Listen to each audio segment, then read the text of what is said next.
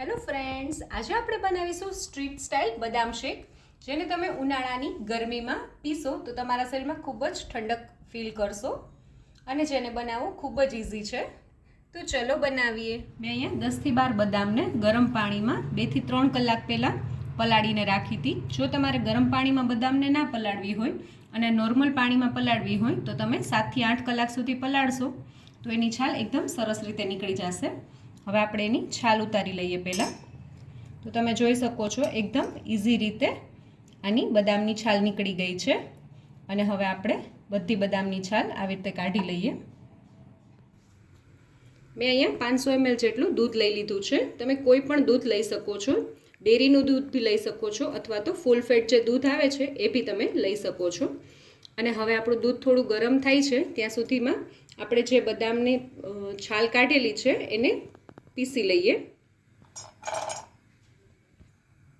અને હવે આપણે જે દૂધને ગરમ મૂક્યું છે એમાંથી થોડું દૂધ આપણે બદામમાં એડ કરશું અને બદામને ક્રશ કરી લેશું. આપણી બદામ સરસ ક્રશ થઈ ગઈ છે. તમે જોઈ શકો છો એની એકદમ સરસ સ્મૂથ પેસ્ટ રેડી થઈ ગઈ છે.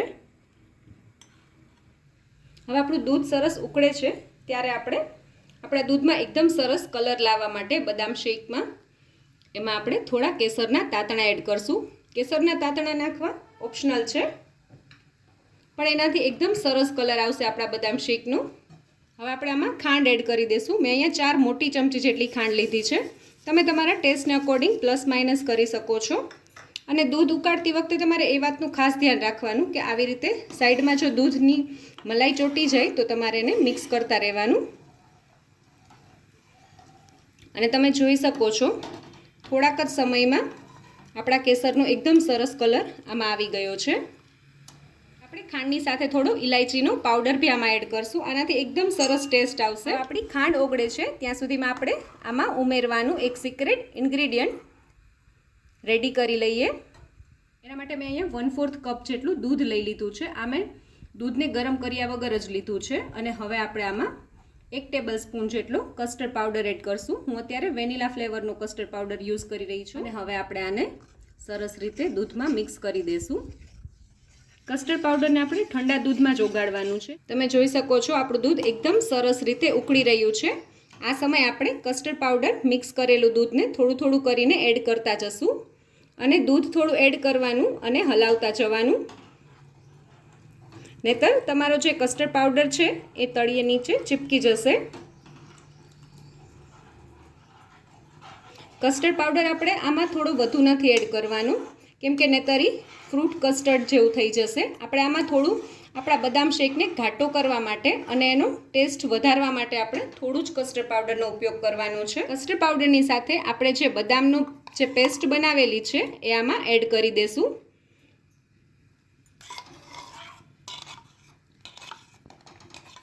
કસ્ટર્ડ પાવડર નાખીને આપણે દૂધને 3 થી 4 મિનિટ સુધી સરસ ઉકાળી લેવાનું છે, જેથી કરીને આપણો જે બદામ શેક છે એમાં કસ્ટર્ડ પાવડરની કાચી સ્મેલ ના આવે.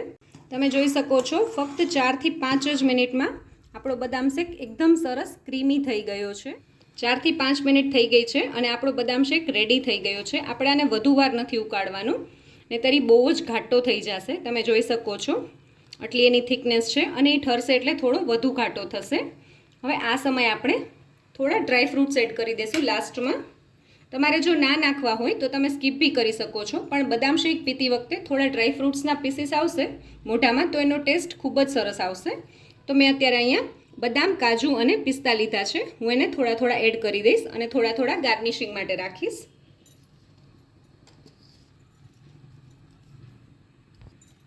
અને હવે આપણે ગેસની ફ્લેમ બંધ કરી દઈશું અને આપણા જે બદામ શેકને થોડો ઠંડો થવા દઈશું, પછી આપણે સર્વ કરશું. હવે આપણે આપણા બદામ શેકને સર્વ કરી લઈએ.